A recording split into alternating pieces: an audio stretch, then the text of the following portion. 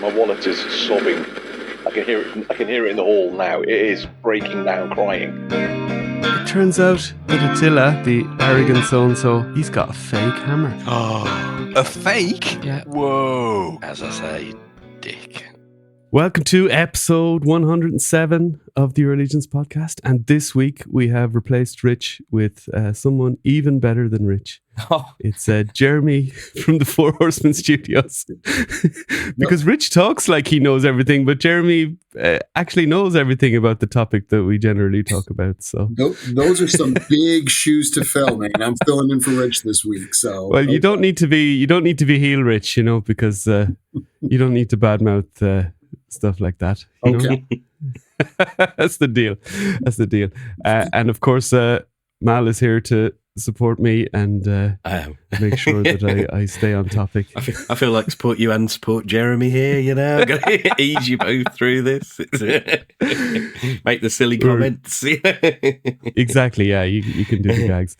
No, but Jeremy, speaking of Rich's famous faction, you guys sprung a little surprise on us recently. Yeah. And we're not talking about the dragon yet. We'll get to that all in good time. But you gave us the Legendary Barbarian, which I was very chuffed about because if you listen to our most recent episode, I kind of pretty much predicted it might come this year. But, it wasn't the biggest Nostradamus moment ever, but, still sweet. So with Rich not here, we're just going to jump right into Barbarian talk. Yeah. Absolutely, yeah. He's not here around. Yeah, we've discussed the idea of a touring figure for a couple years now. Interestingly, the Undead of Vikenfell from the retailer wave, that was originally going to be a touring figure. And oh, wow. It just worked out that we couldn't get it into production fast enough. Like it was going to arrive at a point in the year where we would have missed so many of the shows. So we were like, wow, do we want to start at half year and run it to half year? Whatever we did, it didn't feel right. So we ended up putting it in the retailer wave. But with this particular figure, we had the ability to get this done. We had some of these parts that were sculpted quite some time ago. We knew we wanted to do this kind of legendary style figure that, touches on some very cool tropes that we've played around with within the Mythic Legions line. So ordering a certain number of those and doing it as a special show, because we know there's so much value when people come out to the events and they get to spend time, not only with us, but with the community. Anyone can go online and pre-order stuff and wait for it to arrive, but being there in the thick of things is really, really special. So we wanted there to be something above and beyond all the other cool stuff we bring to shows that was going to be at every single show that we do. So that's how we came up with the idea for the Legendary Barbarian. But additionally, because we know not everyone can get to the shows, basically what we did is we took the run and we split it in half. So half of the figures are going to come to shows throughout the year. The other half are going to be made available online towards the end of the year. We kind of want these early shows of the year to have something special. We don't want it to so many of them already gotten out there through the online sale. So if you're not going to a show and you can be patient, there's going to be some on the website. Considering how excited people are for it, I imagine they're going to sell pretty fast. But I think it's going to be similar to the Ninians where, we set a reasonable limit on the Ninians. They lasted a full 24 hours. I think people had pretty ample time to get in there as long as they had their finger on the pulse and got in there that first day. I would expect something similar for the Barbarian. Yeah, the thing with the Barbarian that's similar to the Ninians is people will have had an opportunity to get it beforehand, won't they? Yeah. The Valiant Knight was slightly different in that people were very limited what they could pick up originally. And I think it was very new and very exciting, wasn't it, at the time? So yeah, and our goal with all of these type of things is we try to be as inclusive as possible. I think we try to be so inclusive sometimes that we actually probably hurt our own business and sales because we want to accommodate everybody. But we do really care about that, and when we see people, like when we dropped the Legendary Barbarian and we saw, some of the comments about, exclusives, suck for people. It's the exact opposite of inclusivity. And we're like, well, read the full post. Like, we're literally bringing it every single show we do and then selling it online. I think sometimes people feel that because we're doing something cool for somebody else, like bringing it to ZoloCon or bringing it to MesquiCon, it means that we're not doing it for them. Like, doing something good for somebody else means we're doing something bad for you. And that's not necessarily the case. We can reward people that are coming to the shows, and it's not a slight on you. And in fact, we're trying to accommodate you as well, just later in the year with the online sale. I mean, it's an awesome figure. I'm sure you've seen all the photography and stuff. I literally have it right here. He's my Awesome. little desk buddy. Even having seen this thing through its full development, when I actually got it in hand, I've said this before, that I don't really put a figure through its paces until it's my figure and it's in hand. But once I got this thing in hand and I was just posing it on my desk at ZoloCon in the hotel room, it's one of the coolest Legions we've done, for sure. Yeah, like going right back to the original Deluxe Barbarian, it's been one of the most popular type of figures in the line, despite what Rich might claim. So to clarify, so the ones that are going to be available online, that will be Four Horsemen only. So they won't. If it does end up at a retailer, it'll be because a retailer bought it through Four Horsemen and is maybe reselling someone online. Yeah, that is correct. That is correct. And this is another one of the challenges we have right now. For years, everything we did was pre-order. And the great thing about a pre-order is there's no worry that you're not going to get it, that it's going to sell out, because it's made to order. You place your pre-order, we'll take those. Then we can offer them to retailers. But for years, we saw people saying they wished we had more in-stock items. They wish they didn't have such a long wait. So we're really trying to balance those two things, to have stuff available that's in stock, which is a surprise. But if we do that, we've got to guess at the numbers, and then we don't make them available to retailers, because the only way to make them available to retailers and kind of preserve that surprise and everything is to do a second run. We've already done a fairly large run of these first things. So to then go back and do another run of the exact same figure, it's just, there's so many other things we're trying to do that to go back and do a second run, it ends up being problematic in a number of different ways. So we try to do things like what you see with Vernalis Arden Scale from the retailer wave. While the Ninians aren't going to retailers, we did make a Quaddle figure available to retailers to try to fill that gap. And a very, very cool one as well. I think we did wax lyrical about that. I ordered multiples. I actually took a different tack on the retailer wave this time, so I kind of thought probably don't need multiples of the figuras or different versions, so I went with multiples of the Cosmic and the Mythic. I put on my budget. I have my budget, whatever it was, $300, and I said, right, I'm going to get snakes and I'm going to get the Cosmic. Well, I think both of those figures are like made for buying multiples. I mean, especially the Cosmic figure. Oh, I mean, as a Motu fan as well, and the kind of the nod to, and just and as a fan of someone who's not really that excited about ever painting white on an action figure, there's a bunch of really nice white parts that I'll never have to paint, because of course the temptation there with Cosmic was always to do this repaint or some version of it. And I was kind of holding back, seeing would you guys do it. Maybe this year I would have done it myself if you hadn't have done it. So thanks for that. You're welcome. Right, and the Barbarian then, do you guys have the whole stock already, or are you going to get like a second shipment that kind of comes in time for the in stock, or how does No, we've got the whole shipment. So what we did was we, listed out all of the shows we have for the year. We knew that half the run was going to the shows, so we allocated a certain amount for each show. So, a large show like Toylanta, we have Toylanta coming up in a few weeks. Toylanta is going to have considerably more than, say, MuskeCon will, because MuskeCon is just a smaller show. So we tried to approach it that way. And okay, the shows that have more attendees, that have more of our fan base going, we're going to bring more stock for this than some of the smaller shows. So what we did at Zolo was we split up. Zolo was the most, because that was the debut, we put the most into the ZoloCon appearance. We sold a certain amount on Saturday, and we reserved a much smaller amount for Sunday. The Saturday lasted for a good amount of the day.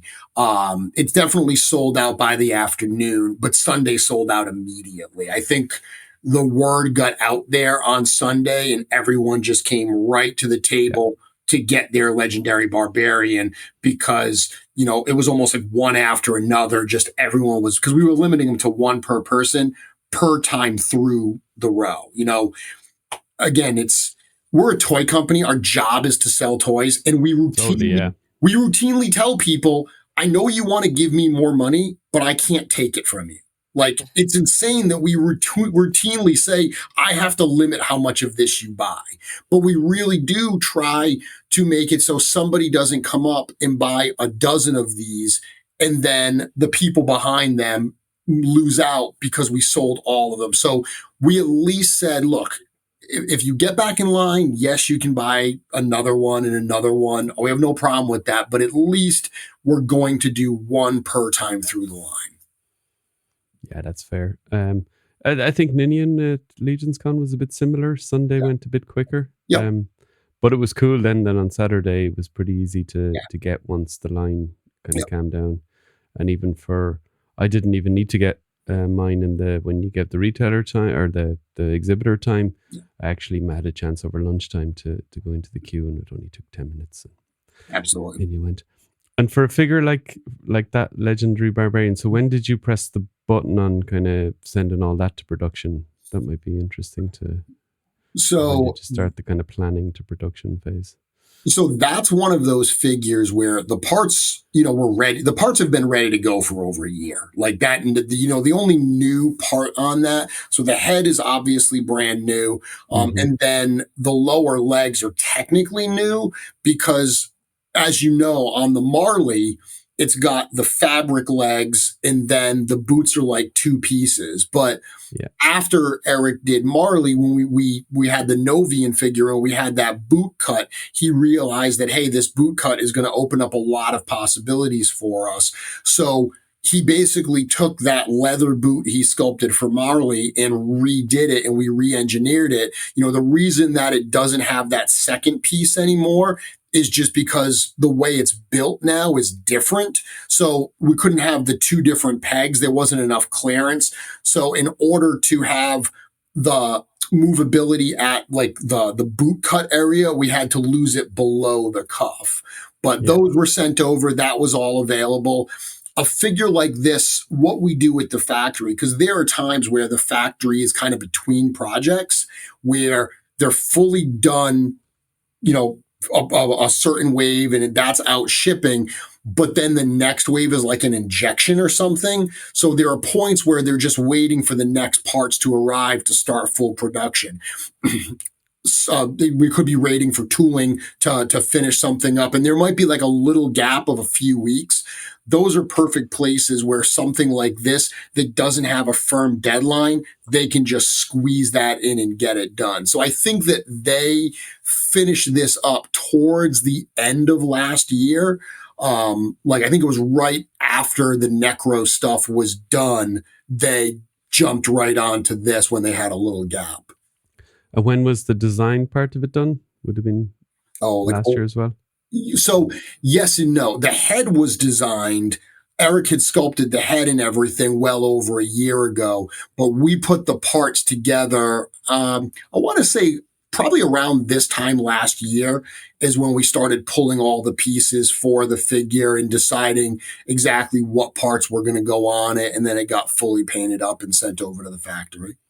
So listeners, you just wonder in the background what's going on for, maybe this time next year or, Well, I was going to ask a question. I know I'll only get a certain amount of an answer to it, but I'm going to ask it anyway. Because I've not actually, admittedly, I've not seen all the shows where they've talked about it. I've been quite busy. But there's a mention in there, obviously, of a companion for the Legendary Barbarian. Is there a chance we might see her in future, or was it more because of the sort of references of the figure itself? There is always a chance. So you could use your. I love to tease things in those bios. So people reading into it, you are definitely on the right track. Okay, cool. So I will say that when you guys get this figure in hand, because what really struck me about it is how little is actually new on the figure, but you get this in hand and it does feel very, very new. Like, granted, the body, a lot of people reach out and they're like, oh, this is a brand new body. And it's technically not. It's the body from Anubis. It's the body from Gaspar. So it's those newer bear parts, but we've seen them before. But when you get this figure in hand, even with so much parts reuse in there, it feels very, very fresh from the Legion standpoint. Yeah, well, hopefully we do have a wonderful friend called Brett Stoddart who may or may not have hooked myself and Mal up from Zolocons. So that is great. We'll report back in one of the next couple of episodes. Brett is a sweetheart, one of the absolute. Oh, he's great. We have a text thread with Brett, and it's one of those text threads that I always have at least one or two messages every day in. Yeah, he's just such a shining example of what this community is all about. I cannot speak highly enough about him. Yeah, I mean, and I think that's what it is. It's community building. It's the little thing that you talked about you could sell 20 dozen figures to somebody who's going to probably resell half of them, or you get through the line and then you can go back around the line and get and if you're energetic enough to do all that queuing, then maybe you deserve to resell a few, but you're not just going to get them easy. We have a community here. Well, I always tell people, because, you always see in the cabal, is anyone going to Zolocon? Can they pick this up for me? And there's so many people that will do that and will sell it at cost. And that is amazing. Yeah. But personally, I always tell people like, hey, man, these people paid the money to get into that con. They spent their time there. They waited in the line. They did all that stuff. I'm not saying give them what eBay is charging for these, but you know what? Throw them a few bucks. Throw them a few bucks for their time and everything for what they're doing, whether they ask for it or not. That's just a cool thing to do, because there are so many people like Brett that will go out of their way to help people out. I think that it's nice to make sure that they know that they are appreciated and give them a little something for that time to soften the blow on the legions they probably bought for themselves. Absolutely. So, as you say, next couple of shows, MesquiCon, Toylanta, anything else this month or? No, this is my busiest month. So I started the month at Zolo. Next weekend I will be, like we usually said, in MesquiCon, and then I end the month at Toylanta. 3 of my favorite shows, actually. I love the month of March because of these specific shows. But that's it for us this month. Looking forward, we've got ToyCon New Jersey in April, which is another show that I always enjoy doing. And then Shop the Curiosity in May. We've got a bunch of others coming up too. We've got some street team shows coming up there as we get towards the spring and summer. So this is going to be at every single one of them. And which of the upcoming shows will Beyithirr be on display? So he won't be at MesquiCon. He's just far too big and fragile to bring. It's like I've even seen people asking for us to do like posing demonstrations with him. I mean, he is a 3D printed hunk of, resin. He's held together with glue and screws and everything, so he actually stays in that pose for those displays. So we brought him to Zolo because we could drive there. He won't be to MesquiteCon because we're flying. I'm not sure about Toylanta, whether we're going to pack him and bring him. That still is trying to be decided. He'll probably come to ToyCon New Jersey, but by that point, the pre-order, the campaign will be done. So. Okay. So we'll see. I will say this, though. I do hope, and I shouldn't reveal this too early, but what the heck? We're all friends here. I'll give you a little scoop. I do hope to bring some of the stretch goal items to MesquiteCon to have at least those on display for the first time. Oh, that's very cool. Because you posted pictures recently of those, just, behind the scenes pictures of them. Most today, which as much as I love the glamour shots from Trevor, sometimes it's nice to also see how does this look when someone just takes a photo with their phone. Sure.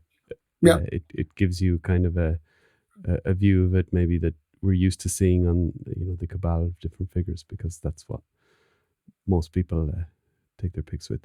Well, that's what you're going to see, right? When you open it up and you put it up in your counter, it's almost like you're looking at it. That photo, that behind the scenes, really raw photo, it feels very real because it looks like it's almost in your house under your light.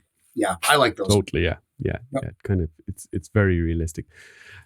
Right, so we should get on to the main man himself, Beyithirr, the Pillar of the West. I love that you added that to the name, or it probably was in there already. I'm just too slow to see, because I know it was in the bio for sure. I'm from the west of Ireland, so that also speaks to me a little bit.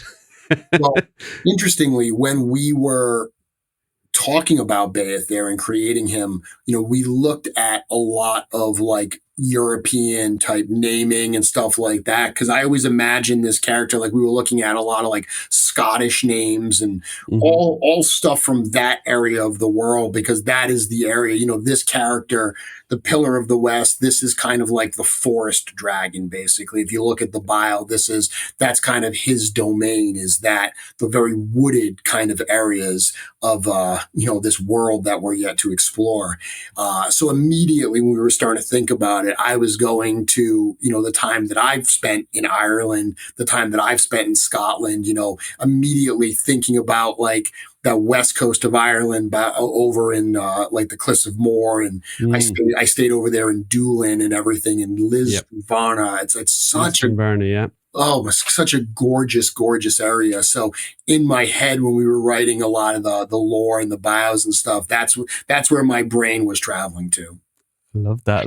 That's not far from where I'm from. Maybe an hour. So, it just makes me feel like getting a pint of Guinness now. But we won't do that. We're recording this on a Monday, so I don't think we should be drinking pints of Guinness on a Monday necessarily. That's next Monday, right? It's next Monday. Is it next Monday, St. Patrick's Day? It is actually. Yeah, that is. Yeah, that will be mandatory next Monday. Next Monday. There you go. Yeah. My kids are half Irish, but I'm still trying to explain to them about St. Patrick's Day. So that's at least they speak like little Irish people, but they're not fully integrated yet into the thing. It's difficult when you live in another country and you try to embed the culture, when you only get maybe a couple of weeks a year to travel there. But anyway, so Beyithirr, he went up for pre-order. Obviously, you had the teaser at Legion's Con, which was amazing. It was more than a teaser, of course. We saw the guy, big reveal. We saw the prototype, and he did the big reveal. But this has all been a kind of a build-up, and smart people like Bill from Dorkler has been saving his money.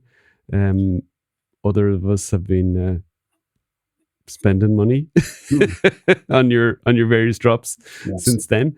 But it finally came the time to. Was it always planned for this? Was this the kind of day you had in? Oh goodness, no. I mean, this entire like since November. I mean, No, it hasn't. I mean, so going back, this entire project has been an absolute lesson and trying to think on our feet and be flexible and adjust to the new information.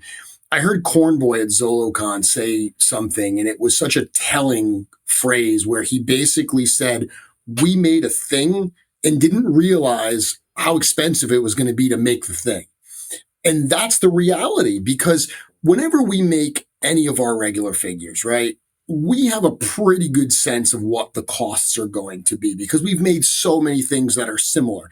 There are some times that we get pricing back from the factory. We're like, ooh, wow, those soft goods added considerably more than we expected to the price. Like that happens, but it's usually a difference of a few bucks. When we got the pricing for Beyithirr shortly before Legion's Con, it caused us to completely put the brakes on what we were doing for the project. I think I mentioned this on the live stream with Eric the other night, but there was a point that we were going to sell Beyithirr alongside the Reign of the Beasts wave.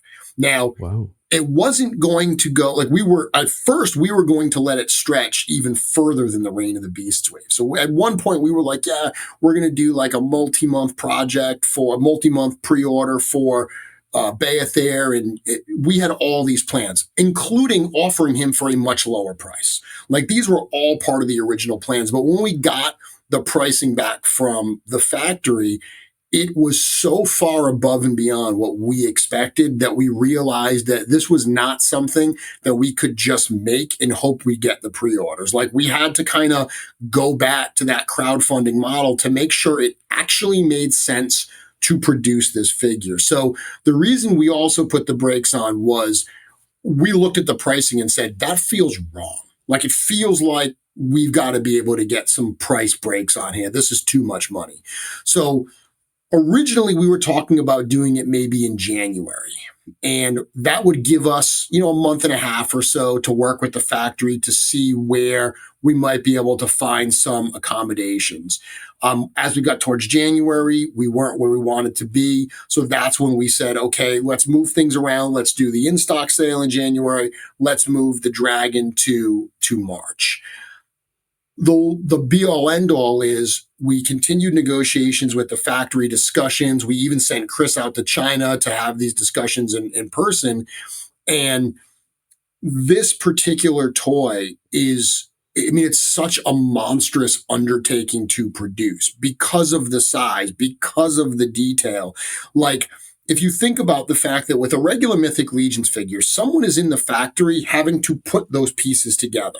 They're taking the arms, they're popping in the torso, they're putting the head on. One of the charges on Beyithirr is like an extra charge to put this together because of the size and the spikiness of it. The fact that it's so big, it's so big and so sharp that the factory workers have to wear gloves and be very careful how they assemble it. So the amount of extra time that it takes for them to put it together, all of these things factor into the price. I know a lot of people compare Beyithirr to like some of the HasLab stuff, like the Sentinel and the Galactus. I have Sentinel and Galactus. I love those figures. Think they're super, super cool.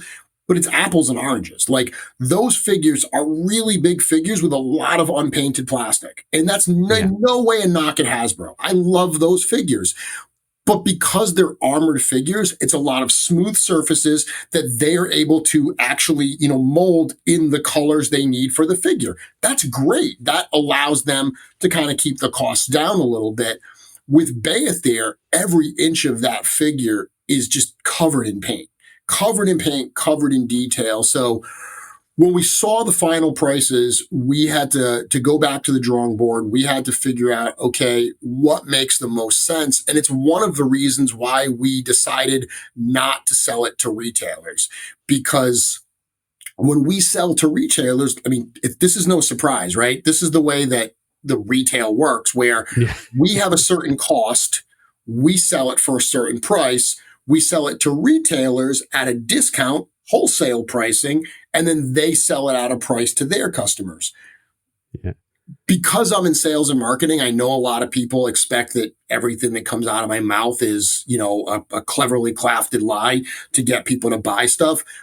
But the reality is we looked at how much we are charging for this, and we tried to find that number where what's the minimum we can charge in the minimum number of units that we need to sell in order to just get this into the world. If we're charging the minimum amount, I genuinely don't have the margin to go even lower for the retailers. I mean, and think about it, even if I could knock off, say, $50, if I could bring this down to $500 for wholesale, a retailer's not going to want to spend $500 and sell it for $550. They're going to want to sell it for, $800. So Easily. Those were some of the challenges we had when we had to make these decisions. And we're making all of these decisions while the entire community is looking at us, because normally we don't reveal any of this stuff before it's ready to go to market, right? We hold everything back until the reveal. With Beyithirr, we showed it at Legions Con and have had to have 5 months of everyone saying, when's the dragon coming? When's the dragon coming? So we're trying to make the best decisions possible and get this into the world under a lot of scrutiny. And it has certainly been a challenge to get it to this point. And, to go back to your original question, is this what we always planned? Oh my goodness, not. There were so many different things we planned, but taking everything into account led us here. And there's going to be plenty of people second guessing, why didn't they do this? Why didn't they do that? What I have been telling people is, we always do everything we can to make the products as affordable and as accessible to our fan base as possible. Trust that in this particular case, we made the decisions we had to make based on the unique set of circumstances that we were presented with. At the end of the day, this is a math problem. There's a certain amount of money that we have to pay to do it. We can only go so low to actually make this worthwhile for a very small company like ours to be able to produce it. And when you're talking with the factory, are you talking about, the base 2000? How does that work? Do you work in the tiers with them? They gave us, prices for the different amounts and stuff. Realistically, as you get, and I had someone mention to me the other day, they were like, well, if you sell 250 more, the price will come down. It actually won't. Like, there's a lot of assumptions out there. There's a lot of people in the group saying, oh, if they just did this, it would do that. The amount of misinformation and uninformed, well-meaning, but uninformed, comments that I've seen out there are staggering. The reality is numbers below 2,000, we were going to get penalized. Like, the numbers were so low. Like, if we were going to do 500 of them, it was such a low number that our price went up significantly higher. So 2,000 was kind of like that magic point where it's like, okay, this is really the minimum that you realistically can do. Now, those numbers above 2,000, there are some small price breaks. Not crazy big price breaks, but what we tried to do, and this is how we address the stretch goals. With the stretch goals, we said, okay, if we get 500 more, we get a little bit of a price break on the figures. So instead of us making more money on the dragon, which realistically any other company would do, any company would say, our margins are so darn tight. Great. Once we get a little bit of relief, we can get a little more margin. Instead, we looked at it and we said, okay, if we get a $10 price break, let's add something in there that costs us $10. So what we're doing is we're still making the same amount of margin on every figure, but as we get into those higher numbers, we're adding more value to the package. So the fans who do buy it for that $550 are now like, oh yeah, but I got this and I got this and I got that. So, ultimately that's how we tried to approach this is, as we pay a little bit less, let's add a little bit more value. Our unit cost basically goes up to, like, we're almost keeping the unit cost consistent across the entire campaign, but at the higher amounts, you're getting more bang for your buck. And what about then the tooling cost? I guess that would, you have to pay for the tooling. That's like your fixed cost almost on the dragon. Yeah. That's like that's like your fixed cost. So if you sold, okay, in Disney World scenario, if you sold 20,000, then that's where your cost would reduce, because the fixed cost is the tooling. The tooling is not going to change for 20,000. The tooling's not going to change regardless. I mean, one of the nice things with our company is any other toy company would take into account like production and development costs. Because we do everything in-house, right or wrong, we almost ignore that those are real costs. Eric Treadaway spent 6 months sculpting the dragon. 6 months of Eric Treadaway's time is not free, but we just ignore that we spent that. We ignore all the time that Sherry painted this, all the time. Yeah, she told. I had a quick chat with her, and at least she told me she spent probably a month painting it back and forward with Eric. Giving her feedback or whatever. I mean, and if you think of trying to replicate that in a factory on 2,000 dragons, because we know you guys, it's going to be pretty close from the factory to here. So they're going to have to really dial their painting process.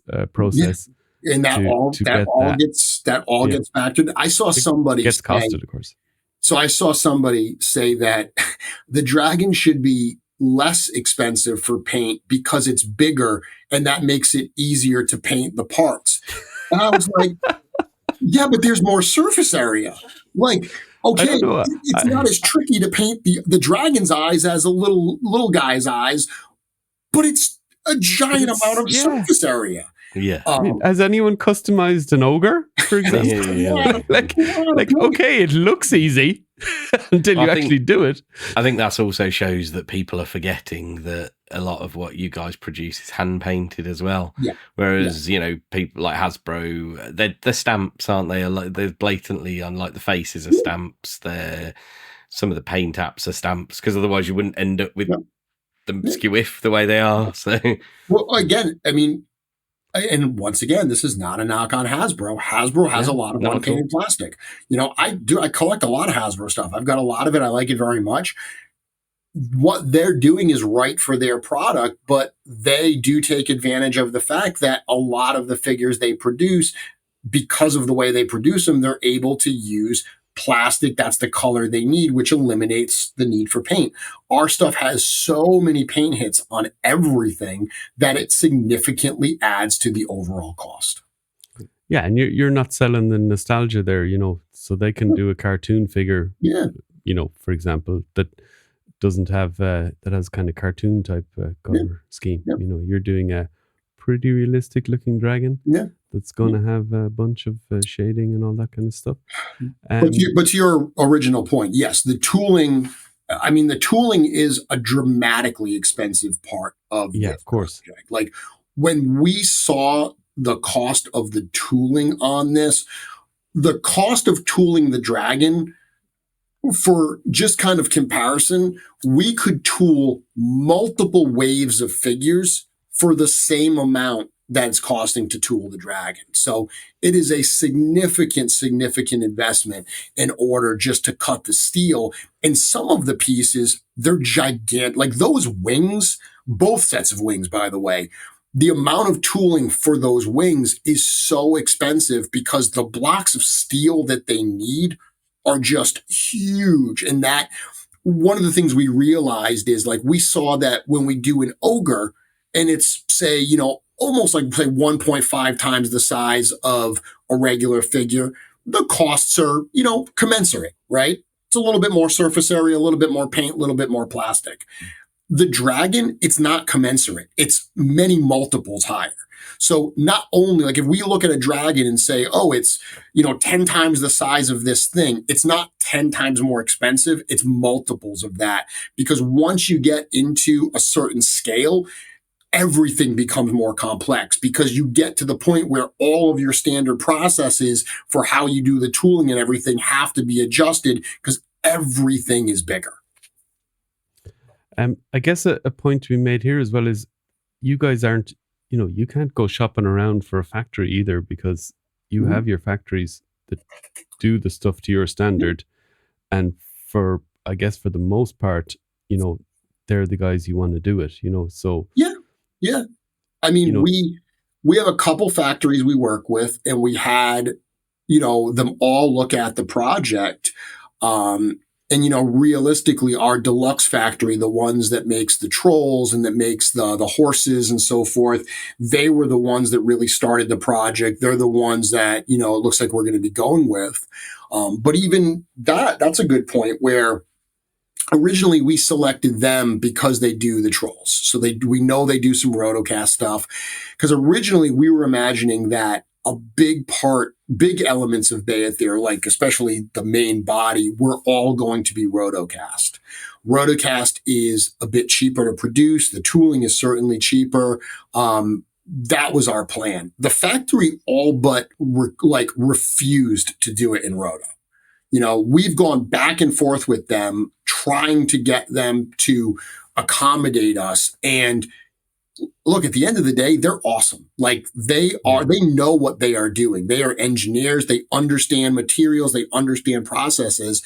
And they're like, we do not want to do this in roto. It is not going to hold up to the weight. It's still roto or not. Those the wings cannot be roto.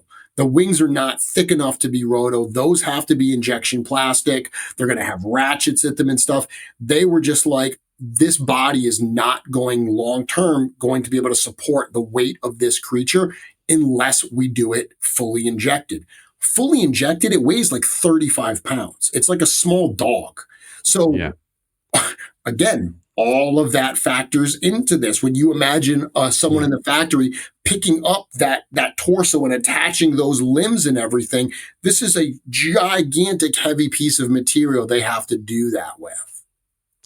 So in terms of it coming in the box, it will come fully assembled, wings and all on? Or no, it will. I mean, the box itself is going to be huge. And this is another example of the challenge of revealing something too early. I remember at Legion's Con, because there was a point that we were told that this is going to break down and it's going to be about the size of 2 troll boxes. So 2 trolls or a case. So I'm imagining, it's going to be like the size of a troll case. That's actually not that bad at all. And I actually said that to people. There's a very nice gentleman actually from the UK who I met at MegaCon, who I had said to him, it's not going to be unwieldy. It's going to be about the size of 2 troll cases. But that's the risk of saying things early in the process, because then stuff changes and you're like, oh, darn it. No, it's not that I lied back then. It's that stuff changed along the way. Now they're looking at this dragon and how they're going to break it apart. And I mean, our factory are like masters at figuring out where to lay things out. But the box itself, you both got Necronominus all-ins. It's bigger than a Necronominus all-in, so it's wider, it's deeper, and it's about 12 inches taller. So that is a huge box, and it weighs, like I said, 35, 40 pounds. So in the box, the wings will be off, the tail will be off, the neck will be off. They're disassembling this thing, so there's some minor assembly required. So to consolidate how it fits in that box to bring it down. It won't be a window box. It'll be kind of like, Castle Grayskull and Mountain and so forth, where it'll be a 4-color, like full graphic box, but it won't actually have a window to see the dragon. It's not going to be sexy seeing what's in that box, because we're going for efficiency of packing versus like coolness of display. So we're going to get a bit of Nate Barch art. Nate Barch art. Nate, he does love to paint his dragons, so he's been sneaking them into every piece of art for years. Now he gets to actually paint one. Yeah, exactly. I'm sure he'll sneak a different color one or something in the background, just to drive everyone wild. Yep. I've got visions of this beautifully painted scene and just a tiny little dragon in the top corner. It'll just be Sir Benegar that'll be on. Which actually that goes on nicely to what I was going to sort of say. We should mention a bit more about the stretch goals, because really, you say about how rather than take that value into the organized company, you want to give it back to the customers. I mean, it actually adds a lot of value as well. By the time that figure's fully funded, fully funded with all the accessories, that's a near 100. What's the top premium figure? I can never remember, but it's one of them and more, isn't it? So. Oh, it's very, very souped up. Well, even like what we did with the add-on sets, for instance. And I have to imagine, Mal, that when you saw the Burning Knight, I had to imagine that was a figure that you were like, yes, translucency. I was so happy. Mal must have been busy at work. I saw that being posted, and I immediately sent Mal the picture. Well, I'd already seen it because I did stay up for the reveal show. I couldn't wait. Okay, I didn't realize that. I was up. I'm always up an hour earlier than these guys, and I just thought, okay, they're probably not staying up till 1 a.m., 2 a.m. for the reveal. So of course, I was up at 7 o'clock. And then translucent figures through the internet. So what we did with the add-on sets, because similarly, the add-on sets came to us and they were so much more expensive than we expected, especially those wings. Because originally at Legion's Con, we expected all of that to be one set. The head, the fire, the neck, and the wings, all one set. And when we priced it out and we saw how expensive it was going to be, we were just like, we can't have an add-on set that's nearly the price of the dragon. It's too much. So we split them up. But the reason that we added the figures to them, because I've seen some people say, oh, I wish that you would just keep the figure out and drop the price $50. That's not how it works. The reality is these sets were going to be $150 no matter what. Like that's what we had to kind of charge. But we said, you know what? How can we add like a good amount of value with only a little bit of cost? If you look at the Burning Knight, if you look at the Ashen Zombie, as cool as they are, they don't have a ton of paint. Like those are figures that will cost us a little bit less to actually produce. So we're able to add them in for only a little bit extra cost to increase the value of what you're getting. Ultimately, if we had sold the Fiery Breath set without the Burning Knight, it's not like it would have been a $100 set and we added $50 to cover the Knight. It still would have been a $150 set, but you wouldn't have got that figure. So again, all of these stretch goals back in November, none of these existed. None of them existed. Like the Ashen Skeleton and Zombie, those were in the display case just as diorama items. And everyone at Legion's Con was asking us for them, that we said, when we realized we were going to do a campaign, a crowdfunding style campaign, we said, well, those are ideal stretch goals because they don't add a lot of cost, but they certainly add some cool value. That makes a lot of sense. Of course, for the main unlock with Beyithirr, we didn't just want to do, an Ashen kind of character. We wanted to go above and beyond. So even that weekend, we started talking about the idea of a Dragon Knight. And Eric started sculpting. Eric sculpted that head, those pauldrons, that shield. All of that was sculpted after Legion's Con, specifically to create this character, to add that, that extra value into this. Because again, it all goes back to us trying to say, what's the best way that we can get this out there, get this to market, make this a compelling overall offering for the fan base. Because, one of the things that I think is really challenging with us and with this campaign is most large campaigns are for one item. So when you buy the Cat's Lair, it's $650, but it's one item. Beyithirr is less than that. Beyithirr is $550. But because Eric got so excited to do the extra wings and the extra fire breath, we made all these things. And back to that comment from Cornboy, we made a thing and didn't realize how expensive the thing was going to cost to make. So there's a lot of people that are like, oh, it's over $1,000 to get this. Well, yes, to get everything. If you want to get everything, and let's hope that everything unlocks, everything means a giant dragon figure, a second set of wings and head that's almost the size of the dragon itself, and 4 total figures with a couple of accessory packs that go with them. That's quite a bit of overall stuff. You're not just getting one little thing. Yeah, totally. And the thing like the Burning Knight, for example, I'm not the hugest fan of translucent figures, but that one has, the kind of slightly different colors between the two. And also a figure like that, you can't customize that. Like you can't make that. Like you'd have to do a whole figure if you were a 3D printer in clear resin, and Yep. then it's a 3D Yep. resin print figure. So that's really cool to have. And I really do like it. I'm, say not the biggest Hagnon fan. I like the first one because it was one, Yep. but I don't need loads of them. Yeah. But this is a different interpretation on it, and it totally makes sense with the character of the dragon with the fire and the knight. That might actually what happened with the knight. Maybe not as as clear, but like cool. We're in fantasy land here, so we love it. Well, you know what I love about that figure, and the reason. So we love the idea of like, okay, just the tips of the armor are still. So it almost looks like the flame burst is hitting him, and those parts are outside of the cone of fire, and he's all heating up. Yeah.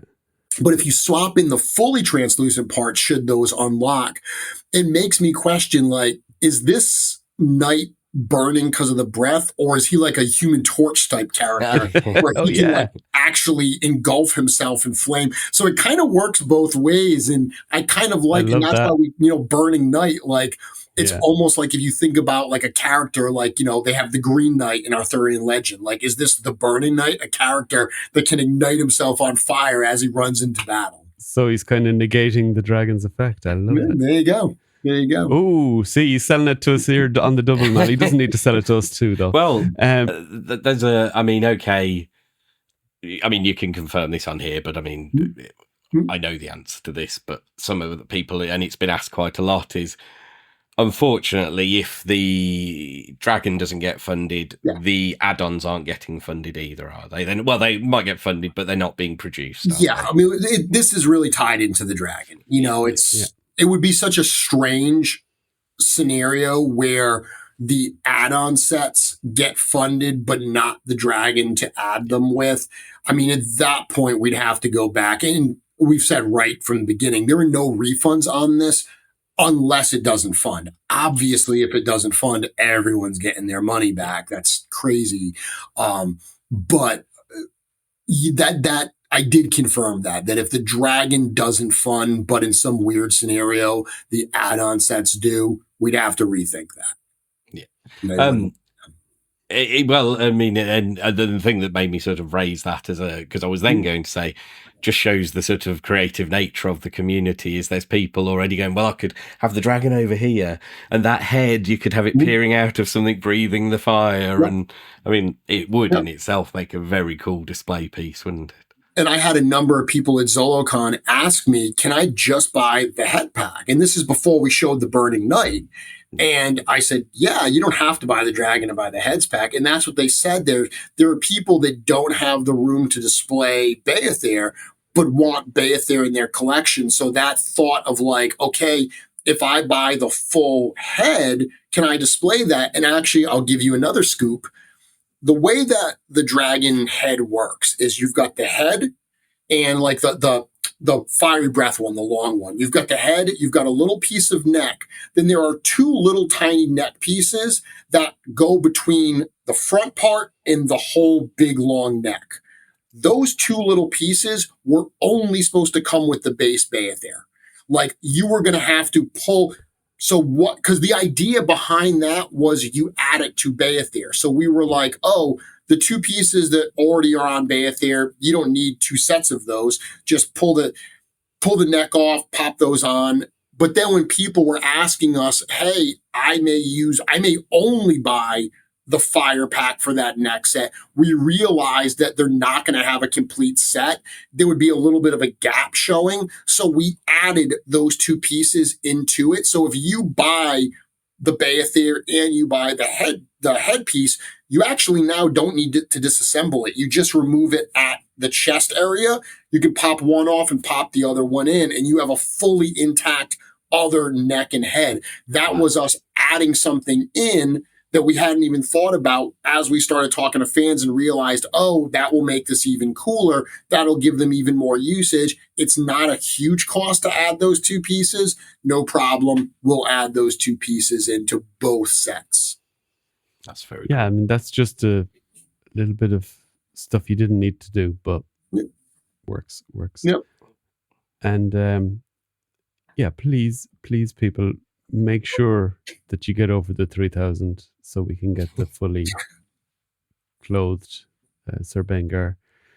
That is literally, I would cry if we don't get him. Yeah, we've got especially, and I'd cry even more if we just get the normal version of him, which is okay.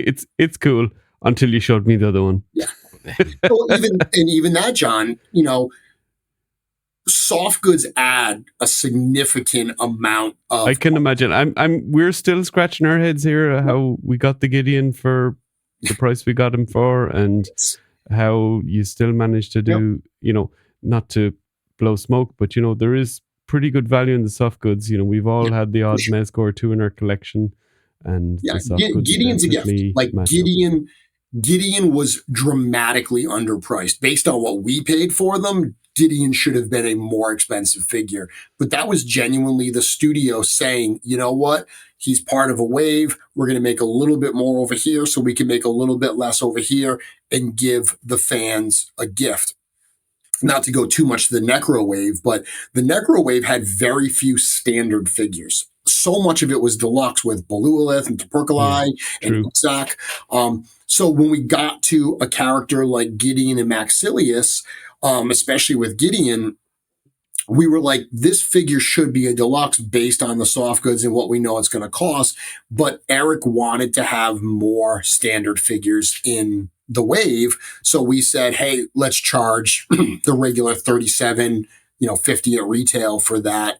So that's absolutely a gift. It's funny because sometimes I think that our past generosity is actually what we're working against so often, because whenever we actually raise the price to what something should be, instead of people saying, oh, it's amazing that they gave us these in the past so cheaply, they're all like, well, you gave us those cheaply before. Why can't you do it now? And, genuinely, sometimes it's because we're going above and beyond to do a gift in the past, but things may have changed or it's a different set of circumstances. So we've got to adjust accordingly as, with a future item or something like that.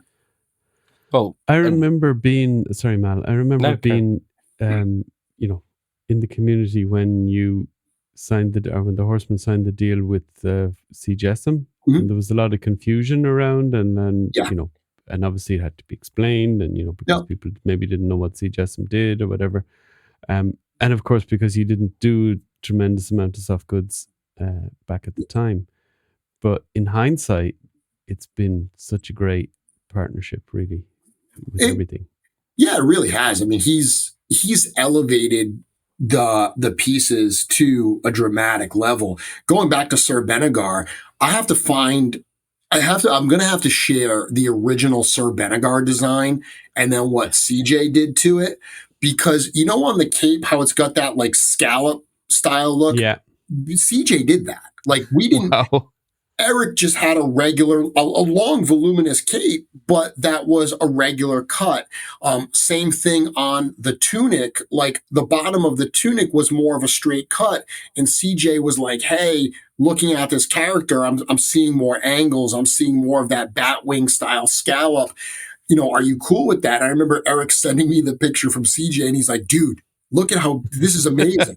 And I was like, oh my God, that looks so cool. So CJ absolutely adds that element to it. Not only can he take the stuff that we come up with and execute on it, but he's got such a sense. And I say he, it's both, it's the whole team over there, both him and Caitlin. They do such an amazing job at kicking it up to another level and really making these figures the best that they can be. And super humble to boot, which is a kind of an added bonus. We work with good people. I mean, that's at the end of the day, we find good people to work with, and they're another example of that. Absolutely, yeah. Even going to intern for a day, it's very clear, that's the case. It's such a fun experience. Right, Mal, should we get on to some more shipping stuff? So shipping direct. We unfortunately should probably touch on it, shouldn't we? Here's something I've had, from a lot of people over this side or people in our Discord or whatever. It's like, why can't you just ship from China to somebody in Europe? Bingo, bango, job's a good one. We'll all get it for similar as if we're in the US. That's how it works with everything else, surely. Now, yes. But there's no way around talking about Beyithirr without talking about the monstrous challenge that is shipping this item. And it goes without saying that we understand that it's very, very expensive outside of the US. It's expensive in the US to ship this. Outside of the US, we absolutely realize it's super expensive. We did look into a number of different options. And at the end of the day, we made the decisions that we felt were best overall. And, to address a few of the specific challenges and things we did and things you just mentioned, the idea of shipping directly from our factory is not a shipping center. Like, they're not set up in any way to ship end consumers their product. Even if they were, it's not like the rates are going to be that much cheaper, if cheaper at all. When they ship to us, they ship in a container. So a giant container ship that holds, a 40-foot container of all of this product, we can get that for a certain price. So shipping from our factory to us in a container on the water, that there's, a reasonable cost where it gets spread across all of the figures in that container. But the minute that you start talking about shipping individual figures or individual cases, it gets very, very expensive. So much so that a lot of our international retailers, including a number of them over there in the EU, they have actually asked us to start shipping directly from New Jersey to them because the prices that they're getting quoted from the Chinese factory are so much more than they expected. So shipping is expensive across the board. The idea of having our factory ship, it adds a total level of logistics that they're not set up to do. And I don't think it would make a discernible difference on the cost as well. And then so I imply from that there isn't someone, say, in the EU that's going to be able to take a container of stuff because there isn't a container's worth of people to buy the dragon. So we did speak to a couple different retailers in the EU. The idea of shipping an entire container, you are right. There's not going to be enough sold. Even if we had a fulfillment center in the EU, there's not enough for us to fill a container. So then we've got to start dealing with, okay, are you getting a container of other stuff? Maybe we can springboard onto that and pack into that.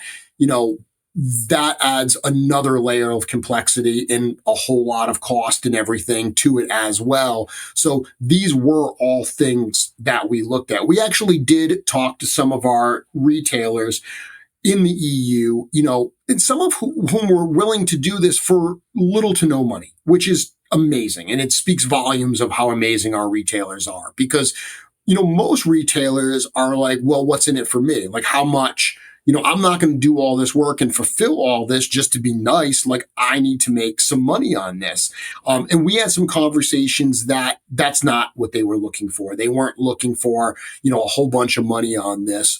But one of the challenges that we encountered was if we ship it to them for fulfillment, they still have to pay stuff like that. And they still have to pay customs and all those charges. So the only way that I can charge our customers is at the time of order.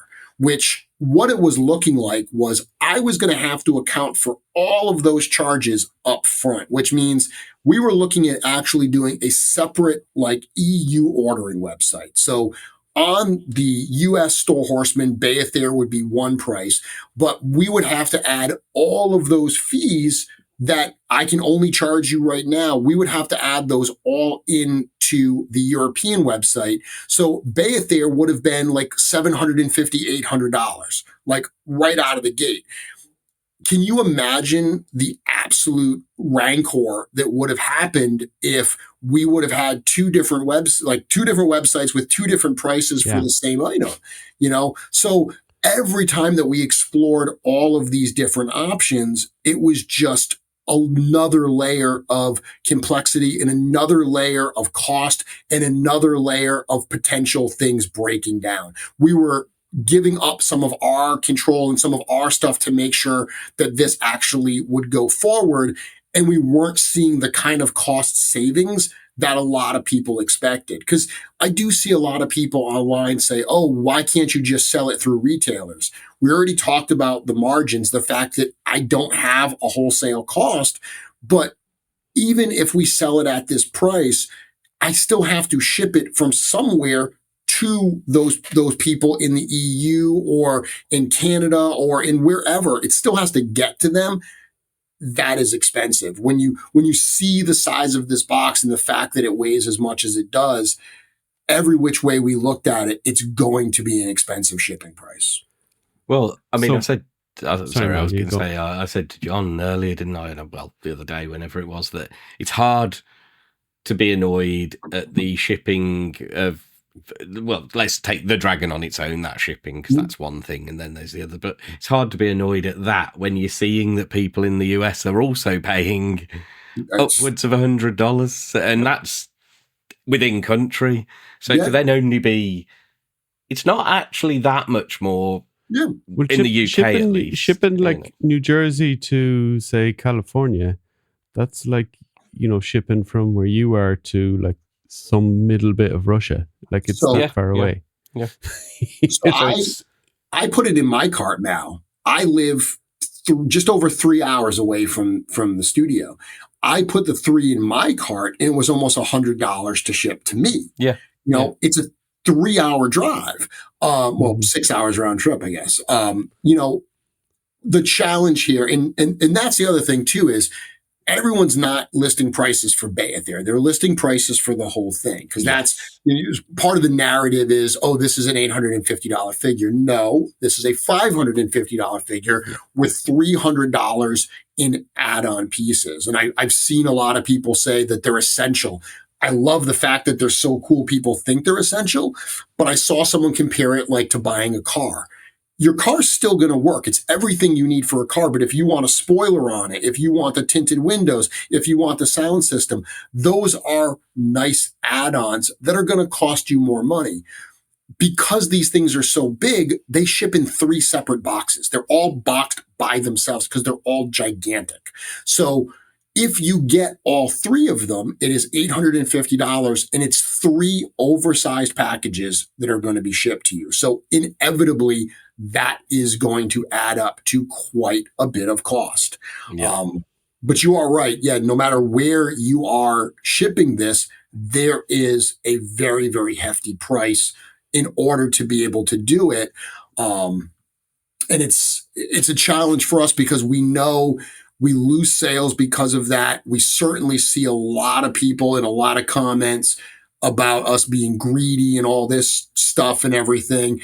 And it's like, when we do this, we weigh the package, we size the package up, we do all that, we put it into the shipping system, and the carrier in real time comes back with what those prices are. We aren't padding it. We aren't adding all kinds of extra dollars for handling and everything. We absorb that stuff as part of the cost of us doing business. At the end of the day, it's just a huge, heavy item.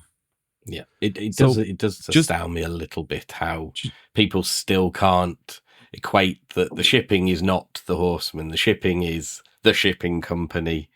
Yeah, as consumers, we have to cover the cost of the shipping. That is just the way it goes, And I get it. I don't for a second want anyone to think that I'm being unsympathetic. Dude, it's an expensive item, and stuff like shipping, stuff like customs. I mean, the fact that you have to pay additional money to get that into your country sucks. I totally get that. It's all stuff that's out of our hands. I'm not unsympathetic to it. But I've said before, the only things we can do are control how cool the items we put out are and what we charge for them. And we go out of our way to try to overachieve on both of those things to hopefully in some way make up for the fact that, we know there's going to be those other charges. I know this doesn't help you guys at all, But the fact that we allowed for a factory pickup, for a studio pickup, that's something that we haven't done in years, because quite honestly, we used to do it. But as we've gotten bigger, it's really hard to do it. And we had someone who abused it very badly. And we said, we're done. We're not doing studio pickups anymore. But this was such a unique case that we said, you know what? If somebody is nearby and they want to pick it up, and the fact that they're going to save $100 by doing so, if that's a difference maker for them, we will make that happen. So we will come in, we will set up a Saturday where we'll hang out at the studio and we'll process these orders and we'll meet people and hand them their packages. And it's been great to actually see, we're talking about some of the negativity, but on the positive side, it's been awesome to see the community come together and start to plan out like little convoys where they're going to all go to the studio together and they're all going to hang out and they're going to make a Mythic meetup out of it, and they're all going to go and get their dragons. Like, that is awesome. Jealous. Yeah, right. Yeah. FOMO for that. Always worth buying. Bring them cake, guys. Bring them cake. Bring those lovely people that are going to give you your dragon cake. And I've heard people say like, "Oh, it would be great if it coincided with like Legion's Con, so people could take them home." Then I agree completely. That would be amazing. Of course it would. But we don't, like, it's too far out for us to say like, oh, we know we're going to be able to do it on that day. So if it works out that way, that we can actually coordinate that, maybe that'll be something that we'll do. But I certainly can't promise that, because it's too far in the future for me to know if that's, actually going to line up. So the one thing I wanted to get back to just before we move on is, so the EU thing. So people are talking about, okay, why we can't do retail order. Okay, so my understanding is from talking to you is that the margin is so low in terms of the profit margin, okay, so that you can sell it to a retailer, that they will have to anyway pass on the VAT. So when they sell me my standard Legion's retail figure, for example, I pay about just under €50, which is about the equivalent to the $50 that you pay in the retailers in the States. And the VAT is included in that because they get it at a wholesale cost for you, that they're able to, they might make slightly less profit than a US retailer, but they think that's fine for them because they're able to make enough sales to make it worthwhile, whatever. In the case of the Dragon, that just doesn't exist because the margin is so low that they will have to put the VAT on top, which will already bring it above. And you're saying that's going to bring it to the, where they're going to have to charge $700 to make anything off it. And then on top of that, they're paying shipping from China or whatever. So we're already, and we're just talking about the base Dragon here, not even the two things. We're already at 700-800. Yeah. And so the only benefit that would be, okay, would make it a bit more easy for some people that a retailer might be able to do the admin bit of it, which is the customs. You might have to pay a customs bill when you get something from outside of Europe. But it just, the volume and everything just isn't there that actually makes sense in a way. Yeah, I mean, so there's another element. If we use one of those retailers for fulfillment, what if that retailer's not there in a year? Like, we've had plenty of retailers. We've had retailers who are longtime partners that something goes wrong with their business. Like, if we put all of our eggs in that basket and then 6 months from now, they fold up shop for whatever reason, we're suddenly like, okay, all of our plans for fulfillment are totally scrapped. Everything that we had expected to do is totally scrapped there. So, that is a challenge whenever we have to. Yeah, so to mitigate that, you'd have to diversify, and that would just make it even less attractive. So you might have to do 3 retailers just so that one could pick up the slack if something went wrong. So, and then again, you're getting into complication. This is what I said, where there's a level of complexity, and every time we add another step in this process, it adds cost, it adds complexity, and it adds a potential point of failure. It's a potential point where something could go wrong, that means that we now have to like figure out how do we recover from this. Having to recover from a $550 Dragon, like, okay, all of those shipments that were supposed to go there, it's not going where it's got to go. We've got to take care of this. It's not like we're just going to have a bunch of these lying around that we're going to be able to, make the problem go away and fix it. So we really do have to consider that. And you are right. All of those costs add up. When we ship something over, like you just said, you don't pay the VAT and the customs and all that because the retailer is paying that. But the retailer has profit margins to say, okay, that just lowers my margins. If they're doing fulfillment for us, number one, they are making something. So there is going to be some kind of a fee for the service that they are actually rendering there. So they have to do that. They still have to ship it out to you. So even though they are shipping within the EU, it's still costing. It's a 40-pound box. So instead of us just shipping it directly to you, the end customer, we're now shipping it to a middleman. They're making a little bit of money on it, even if it's a minor amount of money. And then now they have to then ship it to you. So we've just added a stop. We've just added more hands that are touching this box, more expense that's coming on. That's what I'm trying to say. That doesn't go away. That just gets passed on. When we looked at all this, and this is why when I see, because I've had a lot of really well-meaning people reach out to us and say, have you considered this? Have you considered that? When you look at the big picture and you understand that there is so little profit in this thing for me to like move around the numbers and say, well, if we make a little bit less here, we can still make the numbers work. There's really not that wiggle room. So that's why, as awful as it is to see the shipping prices that we are seeing to the EU, any of these other solutions wouldn't have brought down that price. And in some cases, I think it would have made it more. And it also possibly would have potentially had situations where things break down, where the stuff arrives a lot later, or in some cases not at all. And then we have to deal with that headache. Yeah. So, I mean, for me, I think the best case scenario is you could have put something in place that might have just reduced the overhead while still keeping the cost at the very best as cheap as it is today to order direct, at the very best, and including import charges and everything. I think that's probably where we land. And even then, that wouldn't be guaranteed, and there would be, of course, some risk in that too. Sure. Right. One more thing I wanted to get to on my little list here was the difference between this approach and, say, the Kickstarter approach for the game, for example, where you had your own website.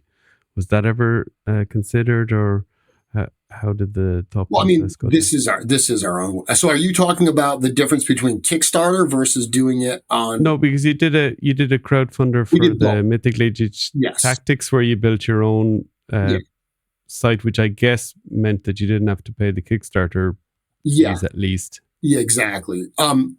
So that Four Horsemen, that was created by the game team specifically for the game. And the idea at the time was, down the road, we might be able to use it for other kinds of projects. But I mean, realistically, we've already got Four Horsemen. It's like, it's the same thing. It's really very, very similar. Yeah, that had certain tools like real-time stats and stuff like that. But at the end of the day, if we do Four Horsemen, people can use gift cards. People already have their orders there. They know how to track stuff. They know how to see stuff. They know how to contact us. It just made a lot more sense to keep it at Four Horsemen. Using Four Horsemen, which has been retired, that was never a consideration. We did consider Kickstarter because there are absolutely some advantages of Kickstarter. The advantages of Kickstarter are exposure.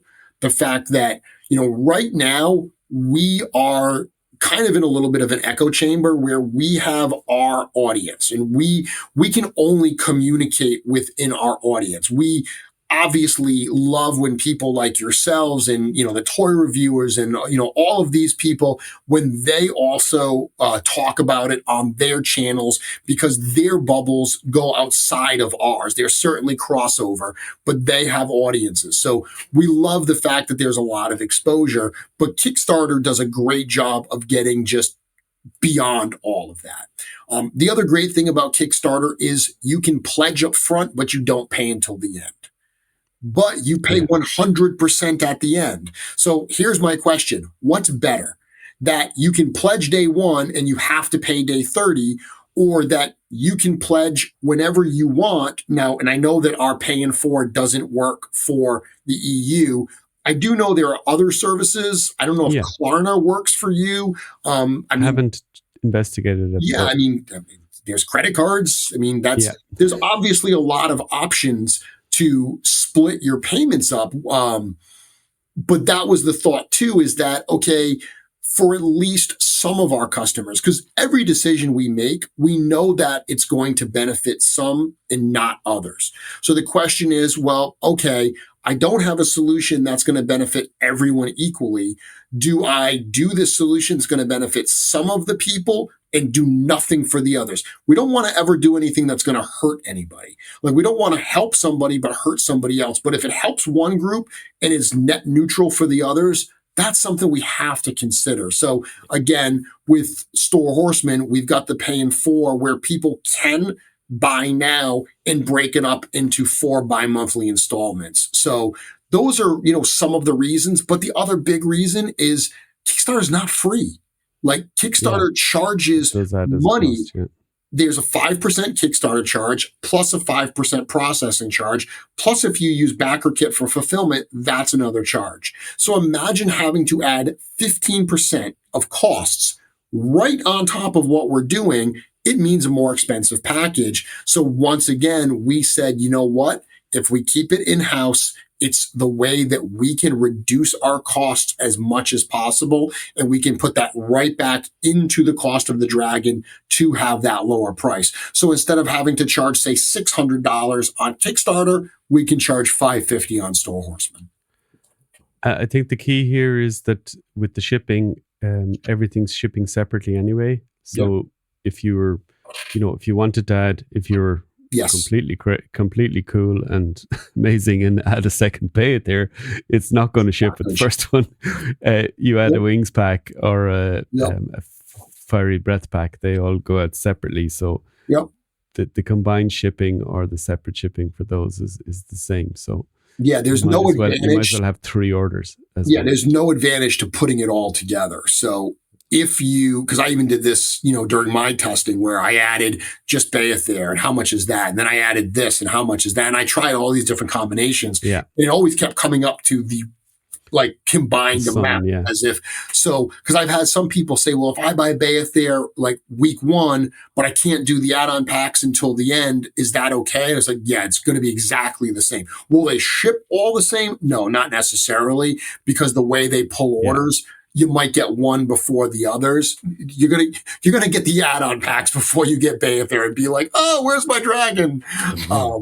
But the nice thing about this shipping process is it's going to go fast because it's very few items. The challenge, like with the Necro process, there's so many different SKUs in there and the orders are so complex. The Beyithirr shipping will be similar to like a Figura shipping, where they can bang it out much, much quicker because it's a lot fewer things.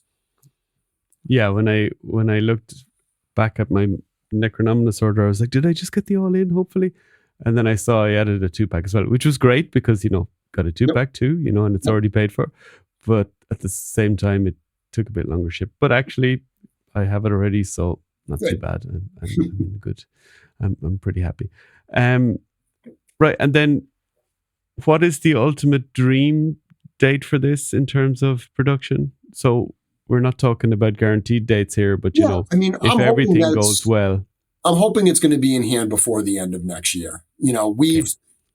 This is such a unique process where we're further along in the process than we would typically be at this point. Like, you saw that model that we had at Legion's Con. So that, to be clear, that was a prototype, but it was not injection molded. So we haven't cut the molds for this because that's what we're kind of raising this money for. That's what we're doing this pre-order, to make sure it makes sense to do that. So what that was kind of like a resin print, but a little bit different than we do. So it had more functionality and posability and stuff. But we've spent so much time working with the factory to try to make sure that the process is right, the engineering's right, the pricing is right, that we are further along than we would normally be. But on the other side, the thing is such a beast that putting one together is going to take a lot longer than putting anything else together. So in some ways, I feel like we're ahead of the game, but in other ways, I feel like we've still got so much work ahead of us. I'm really hoping that we will see this in hand before the end of next year. And what would the plan be to maybe do, like, for example, Chris to do the odd factory visit between now and then? Is that kind of... Yeah, so Chris, I mean, he went over with George. Obviously, his first visit back was with George sometime last year.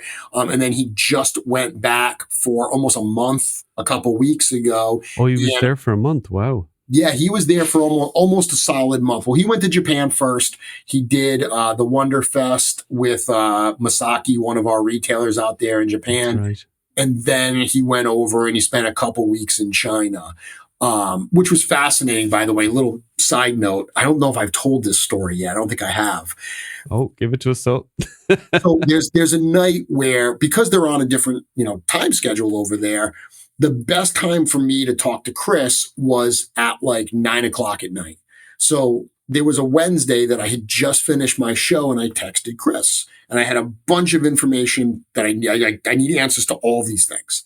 So he messages me like half an hour later. So it's like 9:30 and he says, do you have time can you FaceTime? And I'm like, yeah, I can FaceTime. I'm thinking he's in his like hotel room. And we're going to talk real quick before he goes to the factory. He brings up his phone and says, hey, Jeremy. And then he shows me that he's at a table. He's at a table with everyone in the factory. And he's like, hey, everybody, say hi to Jeremy. Cool. So he propped his phone up with my face on it. And I was in the meeting for 90 minutes as we went through. And it was fascinating. It was absolutely fascinating to see how this stuff is done, how these decisions are made, the back and forth and everything at the factory as we discuss these things. But we're now at the point where Chris is going to be going over there more frequently. I think he's already got at least one other trip planned this year, probably more than that. So we are going to see Chris going over there a lot more.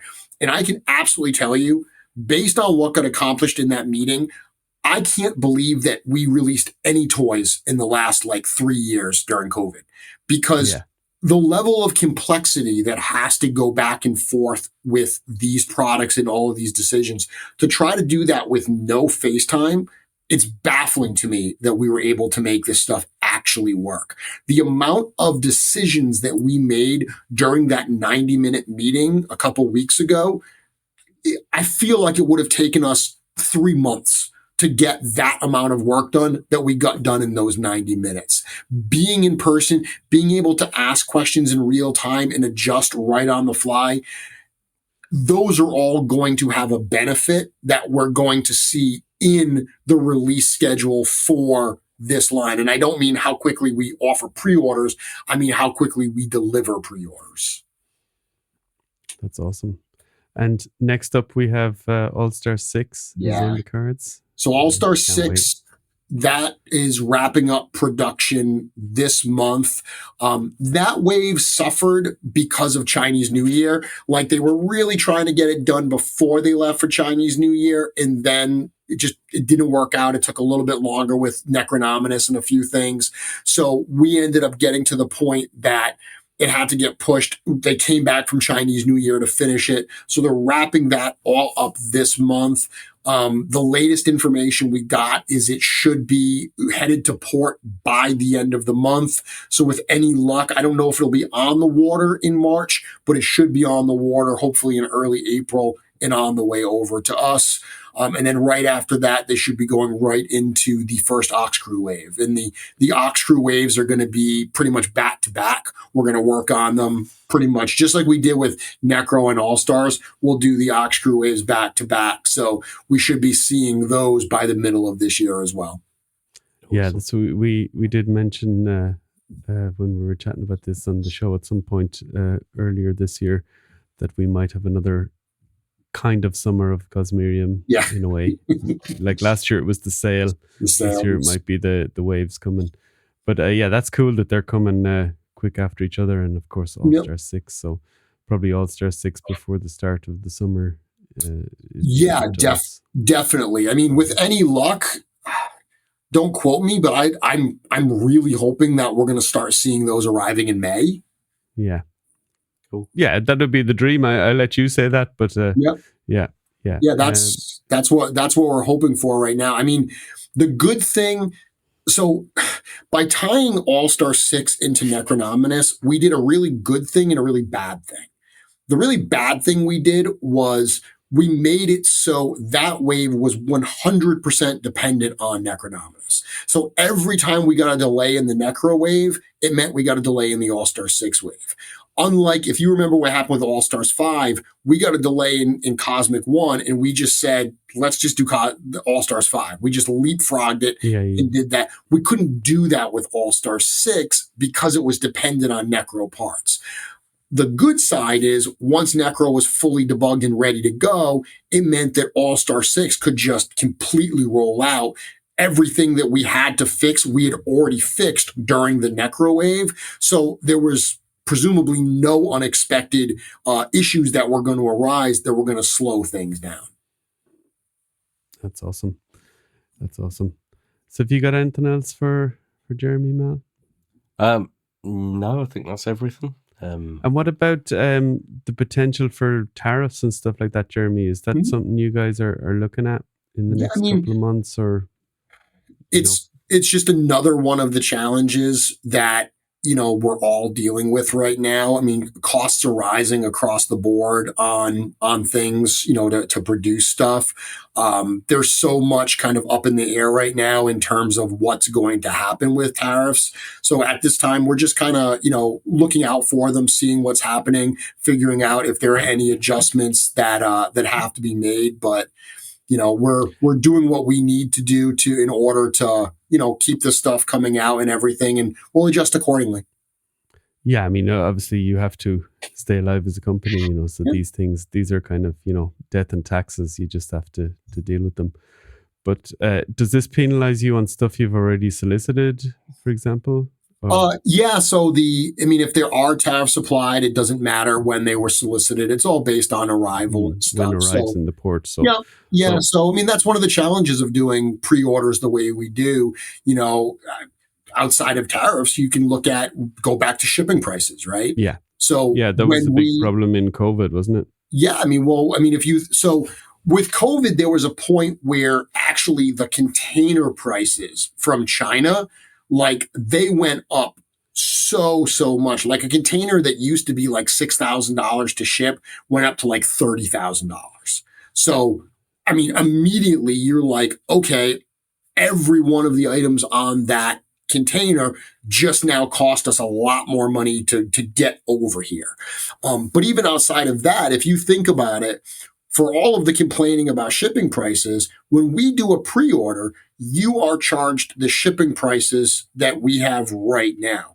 So if it takes a year and a half for that pre-order to arrive, if shipping prices have gone up during that time, which they tend to do, they tend to go up, we only charged you the shipping price, 18 months ago. So that's one of the challenges that we deal with as a company doing the pre-order model that we do. And we can't add a whole bunch of buffer to the shipping prices saying like, oh, well, we'll just cover ourselves in case, because then the shipping prices are out of whack and they're unwieldy. So it's one of those things where you kind of just have to put your best foot forward, cross your fingers, and hope that the impact, if there is any change, it's not so dramatic that it's going to actually hurt you. Will it cut into your margins a little bit? Absolutely. But again, that's one of the nice things about a company like ours is we're not this giant corporate, megalith that has shareholders and everything that we have to report to.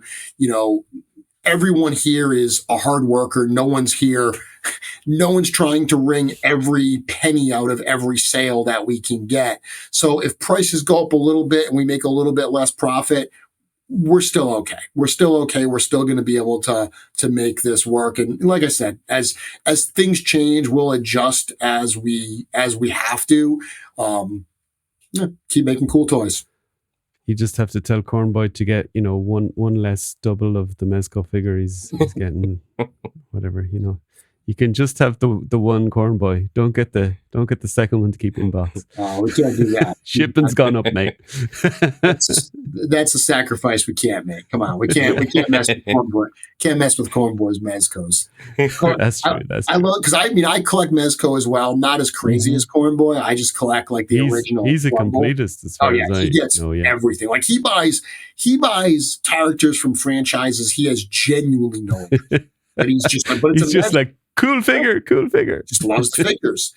I only buy like most of the wacky Rumble Society stuff. But they're cool, yeah. Every time there's a drop, like Cornboy and I are messaging each other and we're like, oh, did you get this? Did you get that? So it's it's pretty cool. It's bonding with one of the bosses over Mezco. Absolutely. So I bond with Cornboy over Mezco, and Eric and I bond over those big vintage Shogun Warriors. Every time. So at ZoloCon, Eric and I were walking the show, and Eric's wife and sons, we couldn't find them. They were off. And we got to a booth that had Shoguns, and we were looking at them. And then Laura, Eric's wife, comes up, and I heard her say, she's like, yeah, I should have known I'd find you two here. Because that's what we do at shows. We're like, look at that one, look at that one. Oh, yeah. Better to be predictable. Yep. In a good way. So as of now, Beyithirr is 45% funded. So yes. That's the Monday of the week. As of this morning. Yep. I may drop this episode a little bit earlier than usual because we got some really awesome information. And Jeremy, thanks so much for your time. Thank you both for having me. It's been an absolute pleasure. I've loved every time I've come on here, and there's a lot going on right now with Beyithirr. Yes, absolutely. So to be able to, just have an open conversation with you guys about it, both the good and the bad, has been really, really refreshing. So thank you. And I think it's mostly good. And best of luck for the rest of the campaign. We'll be rooting for you. And as I said, I want to get past that 3,000 mark for sure. I think that's worth making the point. If anyone wants to back it, get back in it. Don't be waiting, because the sooner you back it, the quicker it gets to the points, and more stuff you get, the more value you get for your order. Follow the Horsemen socials, or on Source Horsemen. They have a little page there where you can see the daily progress of the stuff, which is fun to follow in itself. If you like a little bit of, I don't know, just a little bit of mystery every day. Yeah. That's you putting them together, Jeremy, is it?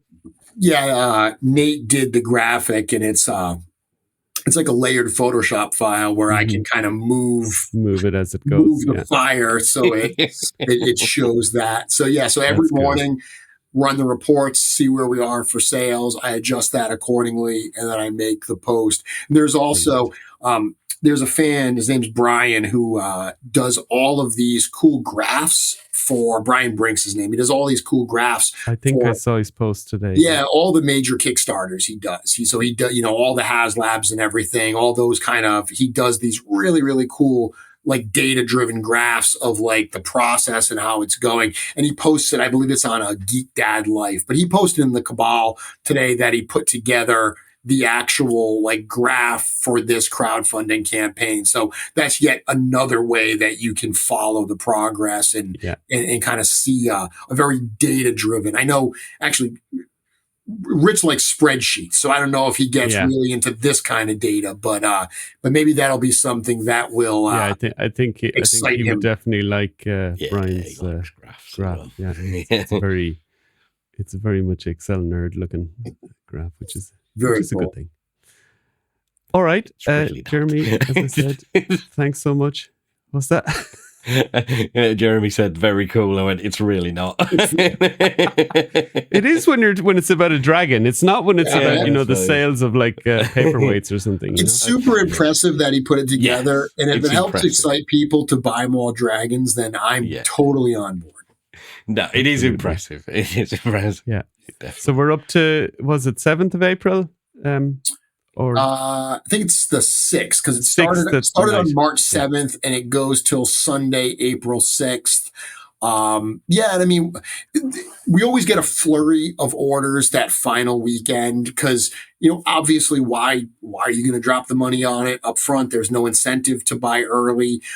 There is no incentive to back this early other than being a part of this at a point where it helps get it closer to funding. The quicker we can get it funded, the quicker we can start to unlock.